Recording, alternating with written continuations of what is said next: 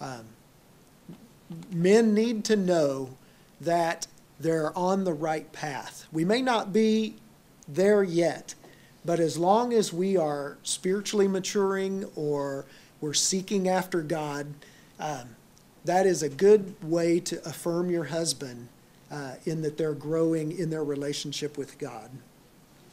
Encourage him by reminding him of God's work in his life.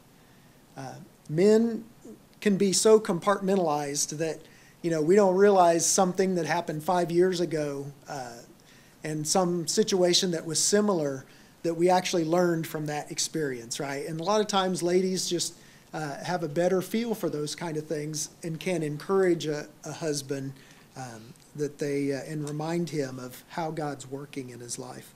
Encourage him to be accountable. Men should be accountable to one another, to some form of leadership, maybe in their church or an accountability group. Encourage him to connect with his children. Look for opportunities that the husband can spend with the kids. If you stay home and don't work as wives, you may have more time with the kids, but you need to be able to say or to plan or even help him connect with the kids in some meaningful way. And that's just a way to encourage him to grow close with his children. Encourage him to reach out and grow. That's just growing kind of as a human being. If they're looking for, maybe they got laid off and they've always had a dream of going back to school, learning a new profession, that can be intimidating, but it's essential in a man to help them and encourage them to grow in just their remaining relevant. In fact, this statistic was really amazing. 85% of suicides of 65 years and older are men. Once men retire, they have this real, I have no purpose in life. And suicide rates kind of spike for that age group. A man needs to continue growing and to always be learning or improving. And so, ladies, you can encourage your husbands in that way. There is much power in encouragement. Number 5 is spiritual intimacy. I need you to help me grow spiritually. In their verse, Ephesians 5:28 through 31. Meeting your husband's need for spiritual connection. Personal time in the Word, in God's Word.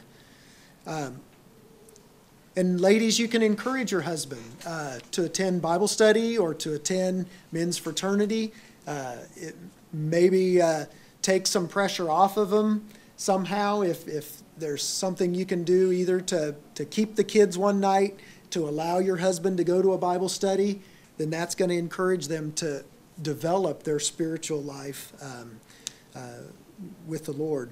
The second one, prayer, is just help your husband pray. If you can, to pray with your spouse. That's very important and develops kind of a real bond where when you're sharing even your intimate thoughts through prayer, you really can bond with your husband in that way.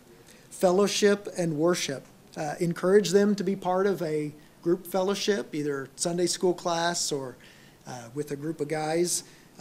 That is a spiritual fellowship.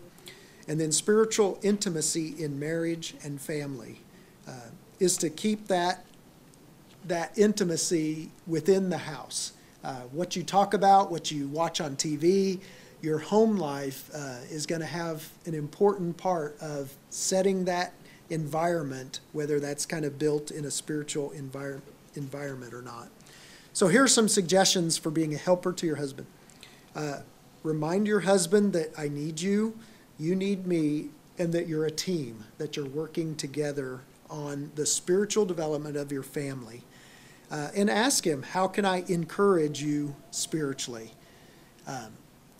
There are certain things that Tanya does for me in the spiritual realm. When she was actually, I teach Sunday school on Sunday mornings. And when she was in the class, a lot of times we would go back after that Sunday, and I would just ask her, what did you think of the lesson? And she was very encouraging just in either how I taught that week or gave me insight into what we were studying, is just ways to encourage your husband spiritually. Pray for your husband every day for the next 30 days.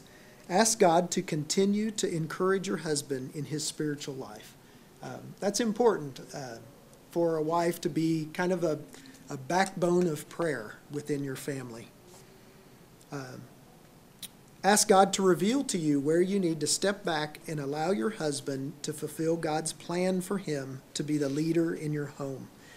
Then take some steps in that direction to experience God's desires for you.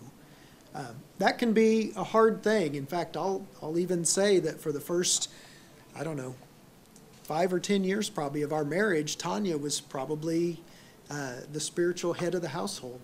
I was a fairly new believer when we got married, and it took me a while to sort of get into that role.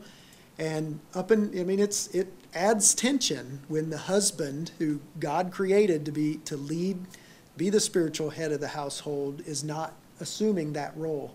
And so, wives, you can, if that's your situation, you can, through prayer, through encouragement, through letting the husband take on some of that leadership and kind of stepping back, not necessarily kind of asserting yourself each time. Eventually, the husband will he'll get there, and I'd encourage you to do that. It's much better now that we're sort of the way God designed our marriage. That's for sure. Share with your husband on a regular basis something that God is revealing to you in your own study of the Word. Ask for his perspective on your insights. Just in something that you're studying, a good way to involve your husband is just ask them questions about what you're studying. If they don't have a personal study, just ask for their perspective and kind of see what they think. That gets kind of the conversation going back and forth, which is a good way. We're going to skip over the questions for now. Let's go to the love needs of women, and then we'll come back to those questions. These are the 5 love needs of women. The first one, again, was unconditional love. And that really is, again, ties back to just the way God created us. That we need to love to mirror God's love for us. It was while we were yet sinners, when we didn't deserve God's love, that he showed his love to us by sending Christ to die for our sins. And really, that's our wives need to know that when they make a mistake or they do something that upsets us, we're not just going to stop loving them. And that is, far too easy. That's how kind of mental and verbal abuse gets started, is this, you have to perform in order for me to love you. And that's not God's plan. A woman needs to know that she has unconditional love from her husband. On the A part, love at her greatest point of pain, such as failures, past, abandonment, neglect, abuse, physical problems, health problems, and loss.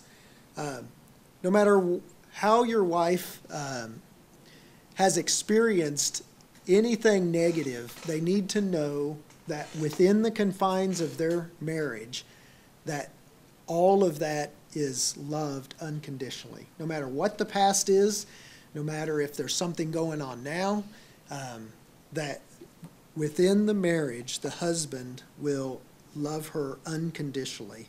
It's really that thought of just knowing one person cares, right? I mean, we've all experienced that time where you're depressed or you just don't feel good and you think, man, no one really cares if I'm even around. And that to a woman is much more important than what men oftentimes realize. They need to know that you will always care and always love them. On the B part, love her at her greatest point of vulnerability. Vulnerability. Encourage your wife by reminding her that she is really living her life before an audience of one, and that the true source of her fulfillment is her relationship with the Creator. Encourage her and build her up, according to 1 Thessalonians. Fear of failure is an area of vulnerability for women. This is a major issue with women these days, is this sense of feeling they have to be superwoman. I mean, if you look at all the worldly advertising, the women are doing everything. And even looking at kind of the sexual revolution of the 60s, where women kind of strived for not only equality with men, but sameness with men, right? You know, Dennis has even preached on that recently. Is this performance-based version of a woman? When if you just, you know, keep up with the house and you cook great meals and you have great sex with your husband and all these things and keep the kids in line and run the household, if you just do it all a little bit better, then your husband will love you. And so that is we have to realize that none of our wives are superwoman, and that's unrealistic for us to think that. And that is a point of vulnerability where our wives feel that if they just can't live up to the expectations, then they're of less value. And we have to recognize that as men. God doesn't expect that from them, and neither should we as their husbands. Okay? On the C part, love at her greatest point of failure. Don't repay evil for evil. Don't retaliate when people say unkind things about you. Instead, pay them back with a blessing. If your wife does fail, we can't take that opportunity to say, I told you so, or to use that as a way to gain an advantage over the wife.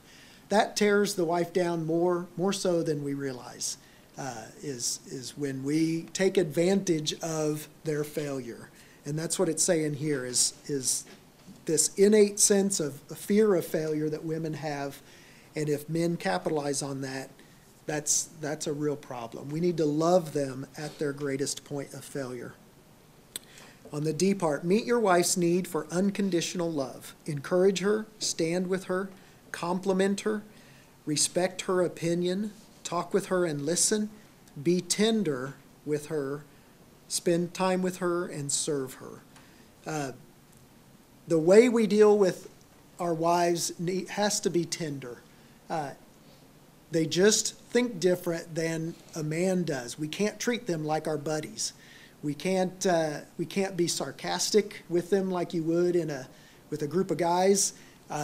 We need to relate to our wives with a tender form of